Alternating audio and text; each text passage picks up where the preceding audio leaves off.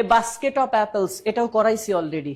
দেখেন তো মনে কইরা প্রিপোজিশন দ্বারা যুক্ত থাকলে যদি ভগ্নাংশ না হয় পূর্ব পদ অনুসারে বসে, মনে আছে না যে প্রিপোজিশন দ্বারা যুক্ত থাকলে যদি ভগ্নাংশ না হয় তাহলে প্রিপোজিশনের পূর্বের পার্সন অনুসারে ভার্ব বসবে।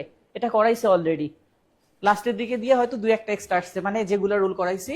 তাহলে a basket of apples been sold, তাহলে এক বাস্কেট আপেল বিক্রি করা হয়েছে। কেউ আপেলের সাথে গুলো যুক্ত করবে না যে এক বাস্কেট আপেল গুলো বিক্রি করা হয়েছে।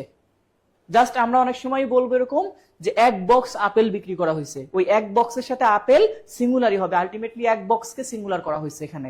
তাহলে আমাদের এখানে অফ আছে যেহেতু এ বাস্কেট অফ অ্যাপেলস, এখানে দিবেন বিন সোল্ড, সেক্ষেত্রে আমরা কোনটা ব্যবহার করব, হ্যাভেন্ট যদি দেন অথবা হ্যাভিন বা হ্যাভ।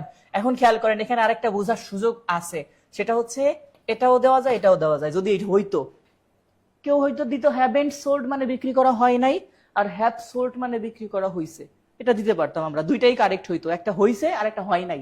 তো বুঝাই দিছে তারা সহজে, তাহলে এটা কি দিব, হ্যাজ, কারণ এখানে বাস্কেটটাকে ইন্ডিকেট করছে, এক্ষেত্রে পরের অংশটাকে করতে পারবো না। ওকে।